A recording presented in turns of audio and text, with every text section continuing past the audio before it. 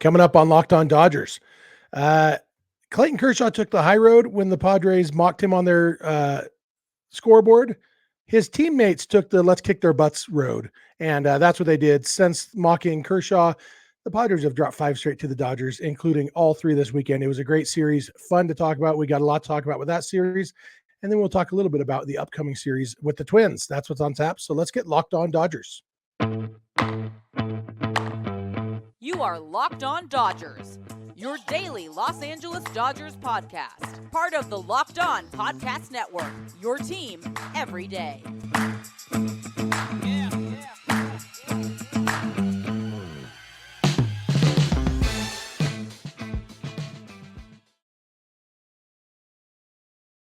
Hey, Dodger fans, this is Locked On Dodgers, part of the Locked On Podcast Network, your team every day.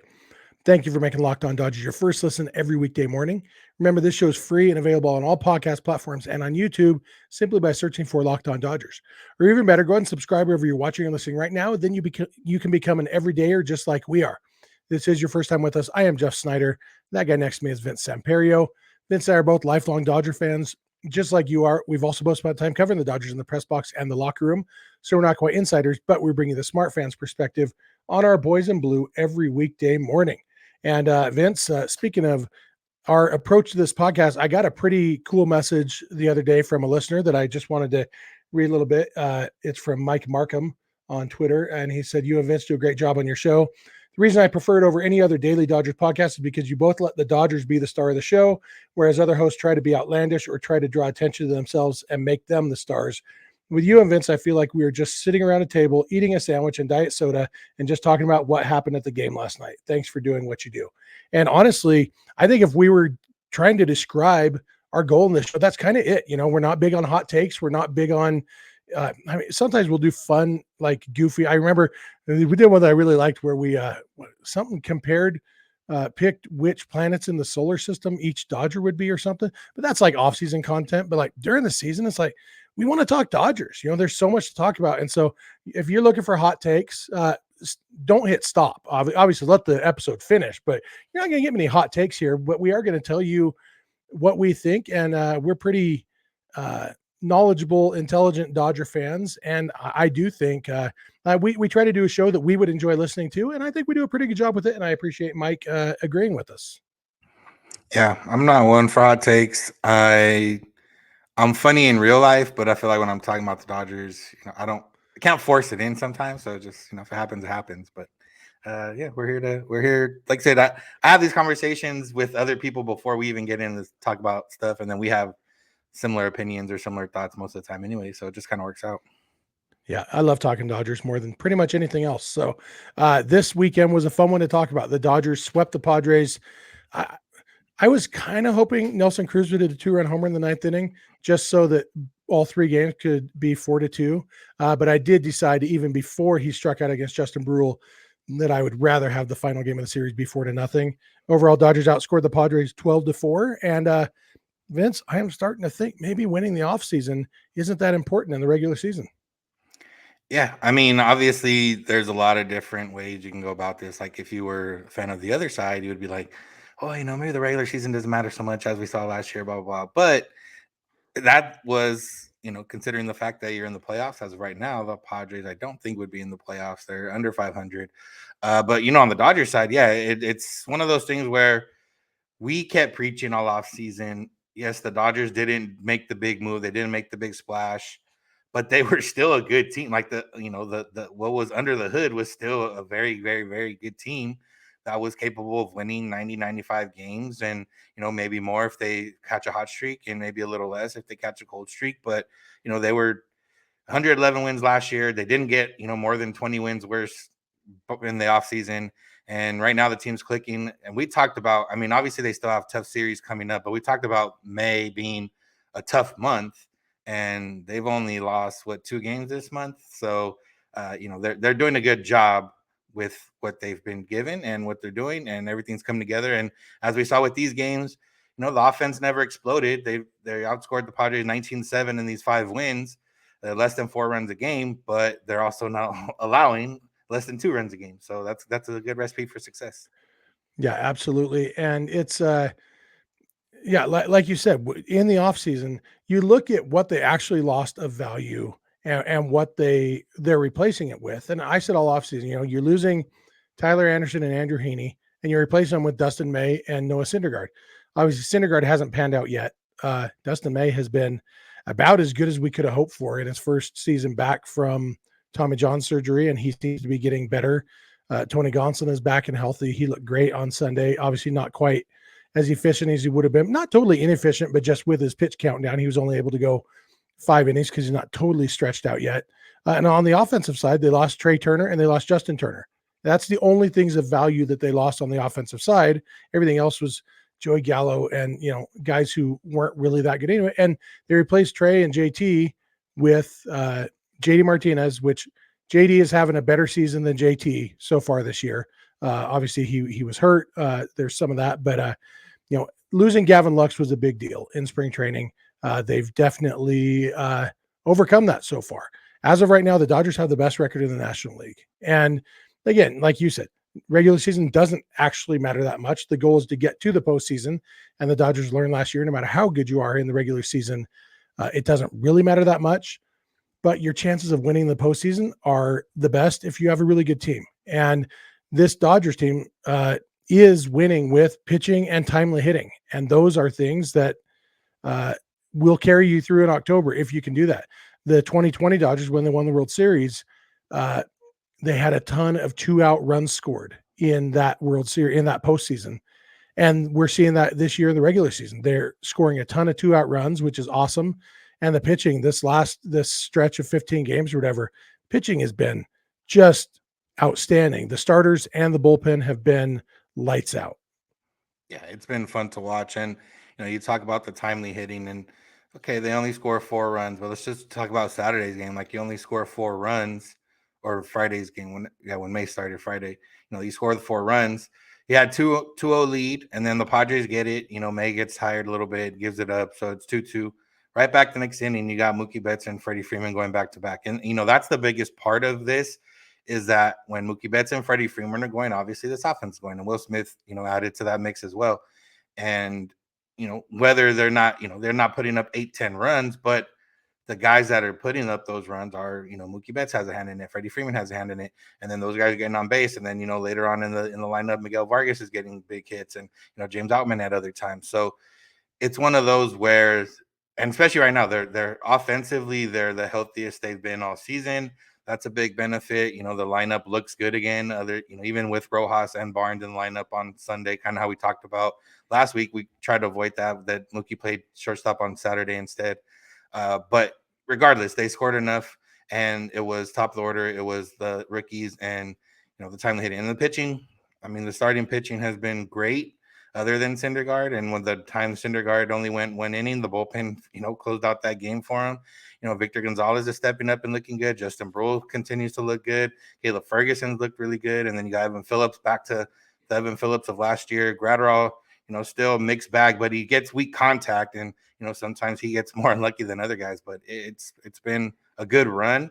And here we got another 2 weeks coming up where they're going to play a lot of good teams. And we'll see, how good they are. Yeah, I do want to talk a little bit more about the Clayton Kershaw memification the Padres did and how it's come back to bite them a little bit. But first, let's talk about eBay Motors, because this episode is brought to you by eBay Motors. For a championship team, it's all about making sure every player is a perfect fit. It's the same when it comes to your vehicle. Every part needs to fit just right. So next time you need parts and accessories, head to eBay Motors.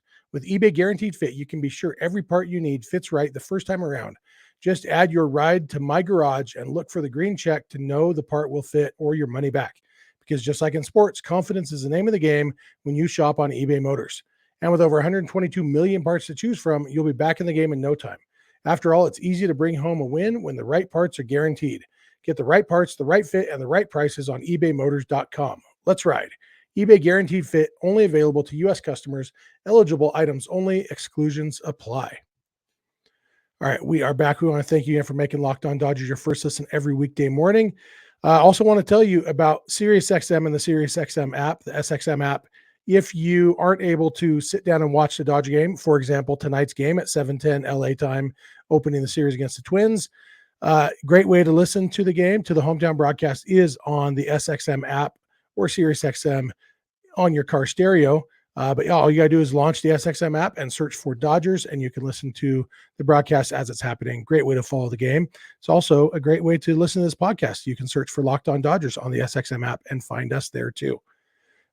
Vince, I before we let this go, and this will probably be the last time we talk about this. We haven't spent much time on it, but after the first game of the season between the Dodgers and Padres, Kershaw had an uncharacteristically bad game, walked 5 batters for the first time in years, really struggled, and the Padres won that game. And after the game, somebody made the decision to put a picture of Clayton Kershaw with cartoon teardrop superimposed over it onto the video scoreboard at Petco Park. Kershaw took the high road the next day. He was asked about it, and he said, hey, if I pitch better, they're not going to put that up on the board. It said exactly what you want him to say, but I think Clayton Kershaw's teammates noticed, and I think they cared. I don't think Kershaw cared at all. I quoted Hamilton when I talked about before, when George Washington says, my name's been through a lot, I can take it. And I think Kershaw's teammates kind of took the Alexander Hamilton approach of, well, somebody's got to defend your name. And we know how much Kershaw's teammates love him. You remember in 2020, after they won the World Series, and every guy on the team sought out Kershaw to give him a hug and tell him how happy they were for him. Everybody had just won the World Series, but people wanted to make sure Kershaw knew how happy they were for him. And his teammates love him. And I think it fired him up, and didn't fire them up in a generic or artificial way like you sometimes see teams get fired up. They haven't looked any different, but I'm positive that every guy on the team after that happened thought, okay, let's just kick the crap out of them for a while, because that's not right. Yeah, I mean, whatever it is, it worked. And on the Dodgers side, and we talked about, Ray Roberts talked about it, and then we talked about it. The intensity in the playoffs, and how maybe the other side had a little more intensity, whatever it was, and maybe that played a part in it. And that's the thing, like with this Dodgers team, is they can play with intensity, but it's not like they're not outward with it. They're just like more inward with it, which is fine if you're winning. Obviously when you're losing, it looks it doesn't look as good when you're intense and it's not outward or whatever. But yeah, I'm sure the Dodgers, I'm sure Mookie Betts, and I'm sure all these guys saw that and were like, in the grand scheme of things, didn't matter, but in the wanting to win, one, two, wanting to win against the Padres, not just for them being in the division, but just the fact of they can say as much as they want that all these games are the same, and they are the same in the sense of it's just one game. But they want to beat the Padres, maybe a little bit more than they won't care about beating the Twins. And yes, they want to win every game, so that's regard without saying. But yeah, they do want to win a little more. And after seeing that, yeah, you do feel it, and you felt the shift a little bit of, okay, let's go to work. That's what happened. And yeah, we're probably not gonna talk about it for a while because they don't play the Padres again until August. And by that point, we'll forget it. Unless the Dodgers keep winning, then you'll be like, oh, the Padres are, 0 whatever against the Dodgers since that happened. But yeah, it's nice to see them win against the Padres, continue that, especially after all the offseason and everything, all the talk. And then that happened. And, like I said, it wasn't, we talked about what was going to happen at Dodger Stadium. Nothing happened. I don't even think I heard Dieter Rule do anything if he was there. And they just won. And that was the best way to kind of get back at it. Yeah, for sure. And I love that even with that added motivation, it didn't and maybe I'm boring, but I like that the Dodgers, I love that their celebration is just a little understated, freight train choo-choo thing. And that's it. The Padres, you see them, they get to second base and they're doing their little dance thing. And it's like, how many times are you going to do that dance before you win another game? I don't know, just something about, and even in the postseason last year, the Dodgers didn't lose because they weren't fired up. They lost because Will Smith's bases loaded 185 mile an hour line drive went right at Jurickson Profar instead of to a gap. They lost because they hit a bunch of balls at Manny Machado with runners in scoring position instead of 10 feet to Manny Machado's left. They had some bad luck. It was just a stupid series. Had nothing to do with whether they were fired up or not. And so I'm a big fan of the understated confidence that, when the Dodgers, even the rookies, Miguel Vargas got a huge double on Sunday that, it was a 2-0 game and he rips a 2-run double and to give them some major insurance runs. We had seen the last 2 nights how stressful 2-run games are at the end of the game because you get one guy on and suddenly the tying run is at the plate. And so being at 4-0 was so much nicer than being up 2-0. And it was like, even Vargas, he was not out there dancing. It was, all right, let's do a freight train. Let's keep on rolling. And I love, whether you want to call it act like you've been there. And I don't mind the Padres doing what they're doing. To be clear, I'm glad that my favorite team is confident enough in themselves that they don't need to do a silly dance every time they do something good, because they know, okay, well, next guy's probably going to do something good too. And we don't want to wear ourselves out dancing. I mean, every team has their celebration at second, so I don't maybe agree with that, but it just doesn't look good when, you are losing a lot and you're like underperforming and that's happening. The good thing for the Dodgers, the most part, the last few years, is that they haven't really been underperforming. Not since really 2018 was a weird year, but other than that, they've been winning 100, 105, 111 games.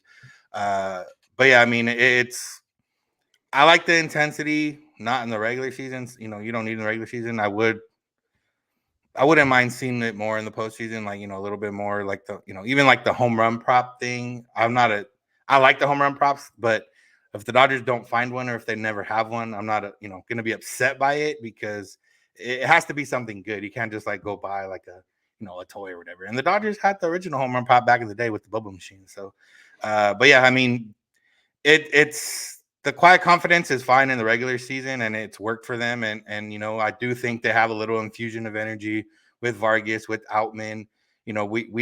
We remember the past years with like Corey Seager, and then he didn't show emotion until the postseason. And now when Vargas does hit, there is emotion there. When Outman does hit, there is emotion there, a little bit different, and obviously not over the top. But yeah, I mean, it all works out when you're winning. It all looks good. And if they're losing, and like when Gradwell has a bad game and he still comes off and does his thing, and that's a tribute to his brother, but people didn't know that, and people would get upset by him still doing that. They think it's a celebration when it's, it wasn't. It was a little ode to his brother, but yeah, it all looks good when you're winning, and I hope the Dodgers keep winning so we don't have to worry about that anymore. Yeah, it was kind of funny on Saturday to see Gratterall do that thing that he does, walking off the mat every time, and then get in the dugout and be throwing his glove because he's obviously mad, And so, yeah. And for me, I guess the way I'll put it is, I like that the Dodgers play like it's May in May, and I hope maybe they get a little bit more play like it's October in October. But I am a big fan of playing like it's May in May, and because I don't think you can sustain that energy for a whole season. But you can definitely sustain, enjoy a game, do a little freight train whistle and move on. You could do that for 162 and save that intensity for October. True. One other notable thing from this series, maybe notable, was Sunday afternoon. The Dodgers faced a lefty and Ryan Weathers, and Trace Thompson did not start in the outfield. And it's not like he started every game against the lefty, but he started most of the time against the lefty this year, and he didn't. Combine that with also on Sunday, both Johnny DeLuca and Andy Pages got promoted from AA to AAA, two guys that we talked about on Friday's episode as potential replacements for Thompson. Do you think Thompson not playing on Sunday means anything? And do you think DeLuca and Pages getting promoted mean anything? Yeah, I mean, I think it means something in the sense that he might not always play against lefties, which is, not a bad thing at this point. And, with DeLuca specifically and, Pages to a certain extent, where we talked about, it's exactly what we said. Like, if we see them get called up to AAA, that means the next step is, as long as they don't hit under 100 over there, the next step and progressive step is the major leagues. And, we said around 3 weeks to a month into the season is when guys start getting promoted. That's what happened here. And I think Trace has like a month to, if he doesn't figure it out and one of those guys is hitting well, that we're going to see probably more so DeLuca, hope, because they're both on the 40-man, I think. So, yeah, whichever one's hitting better in the next month. And if Trace isn't, I think we're going to see one of them out. Yeah, somebody in the YouTube comments on our episode the other day asked about Drew Avens because Avens has been hitting well in AAA. The problem with Avens is he's not on the 40-man roster, and so it's a bigger uphill climb for him to be the guy to get the call because they'd have to make room for him on the 40-man roster. It starts his option limits and all that stuff. So yeah, it's just a lot easier to get called up when you're on the 40-man roster. So that's why I think DeLuca and Pages are both more likely than Avens. In addition to, I think they're probably both better. I mean, Pages for sure is a better prospect than Avens, and I think DeLuca probably is too. But yeah, it's I wonder how much of it was just that they saw, okay, well, we do have Austin Barnes and Miguel Rojas in the lineup. We can't afford to have Trace Thompson, like we talked about. And it's not just us. I think every Dodgers podcast and other outlets too have said you can't really just punt the entire bottom of the lineup. And obviously Rojas actually had the double before Mookie's home run on Sunday. And we talked the other day about how Rojas has been hitting better. But when you can't have Austin Barnes and Trace Thompson in the lineup at the same time because that's two black holes of offense. And fingers crossed that's why Thompson wasn't in the lineup, because the Dodgers recognized we cannot do that.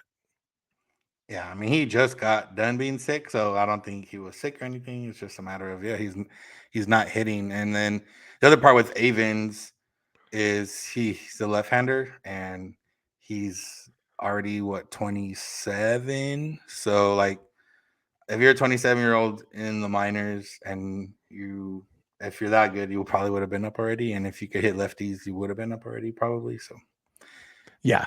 And the Dodgers have plenty of left-handed hitting outfielders right now. So all right, we're going to come back in a minute. We're going to talk a little bit about this upcoming Twins series. So thank you again for making Locked On Dodgers your first listen every weekday morning, and please continue to keep it Locked On Dodgers. All right, we are back. We want to thank you for making us your first listen every weekday morning. We also want to let you know, if you are watching on YouTube, we'd love to hear from you in the YouTube comment section. We've been getting a lot of good comments there. I've gotten a few comments from the same person. She has said several times she doesn't like the new rules. What she hasn't said is why or anything specific she doesn't like. And so I'd love to, I can't remember her name off the top of my head right now. But you know who you are. If you've said in the comments that you don't like the new rules, I'd love to hear specifically what you don't like and why you don't like it. Because for me, all the new rules, like we talked about the other day, have made the game better. Sunday's game went 2 hours and 14 minutes, I think. It's a beautiful way to watch baseball. One other thing before we jump into this Twins preview, want to remind you again that if you can't watch the game on TV tonight, 7:10 p.m. Pacific, as the Dodgers start the series with the Twins, you can always listen to the hometown broadcast on SiriusXM or the SXM app. Just launch the SXM app and search for Dodgers. I'm also trying to pull up the let's see who they're channel 185. If you're in your car on the radio, 185 will have tonight's game. So yeah, you can listen to the hometown radio broadcast. Really cool way to follow the game if you can't be watching on TV. So check that out. Vince, the Dodgers started a series with the Twins.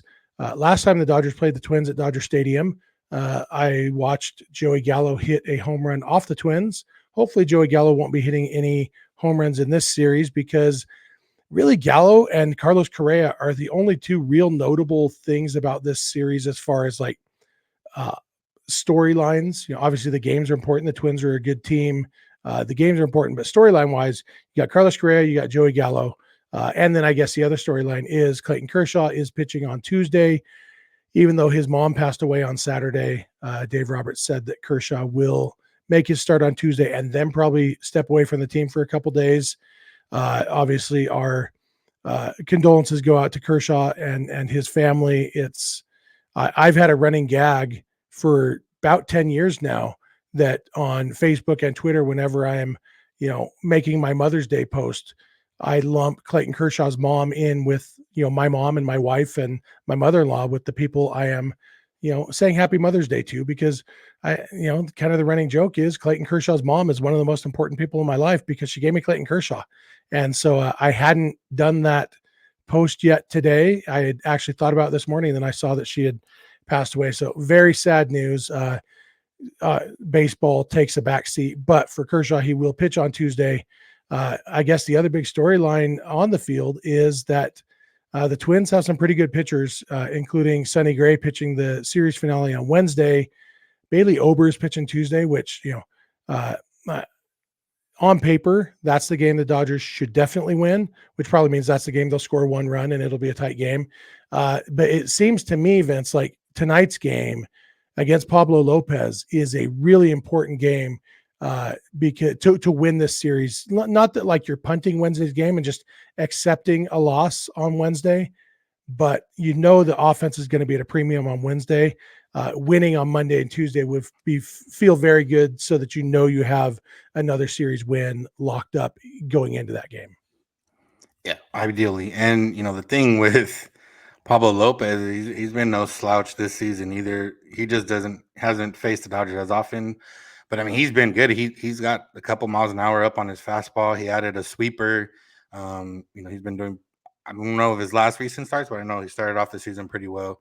So yeah, I mean that's the one where it might be a close game. And the Twins are a good team. They think their run differentials plus 43. Dodgers are plus 56, so they're similar in that regard. They got Byron Buxton, they got Correa, they got Joey Gallo's having a good season.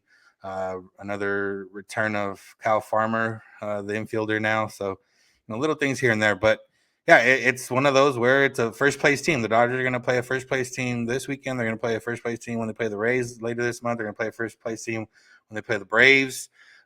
So it's a string of playing good teams, and the NL Central or AL Central, NL Central too, I guess they're trying to say. The AL Central's been one of the worst divisions the last few years, and this is the benefit of playing the other divisions, is that you might get a first place team that maybe isn't as good as they are so far, and we'll see if that's the case. But yeah, to get 2 of their best 3 pitchers coming up out of it, the way the Dodgers are playing, we'll see. It's going to be close games.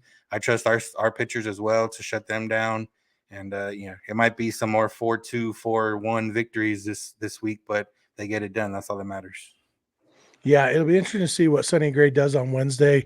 He has the best ERA in baseball right now. He's 4-0 with the 1.39 ERA. 2 of his games came against the Royals. He's allowed 1 run in 11 innings against the Royals.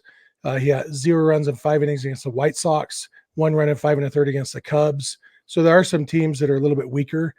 Even the Astros, he allowed 1 run in 7 innings against the Astros. So, and I don't really know what to think of the Astros this year. He's only thrown 100 pitches 1 time this season. He's like low 90s pretty much every time.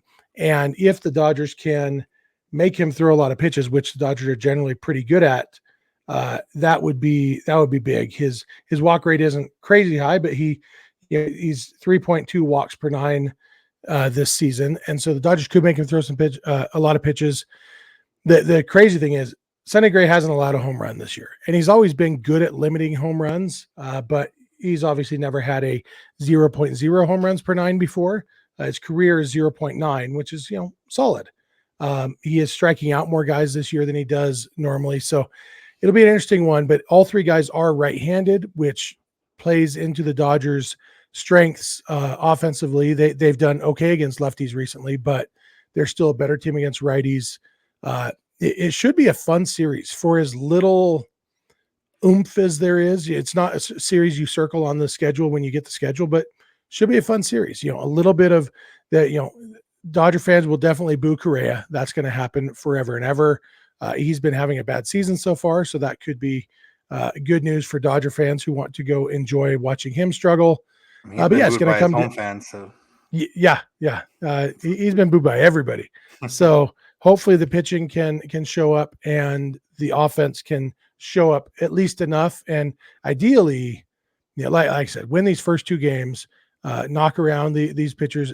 You said Lopez has been good, but like he's got a 3.5 ERA or so this year. So he's been solid, but not 1.39 like Sonny Gray. So yeah. So I'll be there tonight for Mookie bobblehead. I might be there Wednesday for that day game. So Dodgers are undefeated when I'm in the building. So hopefully I can keep that going. And you're just trusting the on paperness of Bailey Ober, huh? Sorry, I haven't even looked. Lakers play on Tuesday. Okay, who are they playing in this next series? The Nuggets. Fun. That's I don't know much about baseball. That's that one guy, right? Basketball. What's his name? Hope you would know much about baseball. So, I don't even know what basketball's called. I think all sports are called baseball. Bailey Ober has a. Where am I? Oh, he's got a 185 ERA. All right, so he's solid too. Although only 24 innings pitched this year. He's I assume I'm looking at who he's pitched against this year.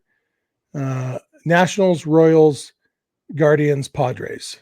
And the Padres, he allowed 3 runs in 6 innings. So he's really padded his numbers against those first 3 teams that aren't very good. So the Padres are a low scoring offense. So, Yeah, they are. Don't tell that to the guy who's been in our YouTube comments saying that Clayton Kershaw's legacy will never recover from him not pitching against the Padres in this series. He thinks Kershaw's ducking the Padres.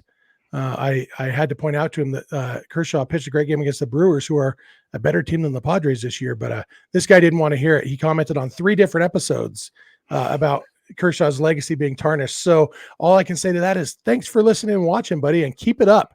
I hope you comment on every single episode after you watch the entire thing repeatedly, because that's the most important thing. You got anything else before we wrap it up, Vince?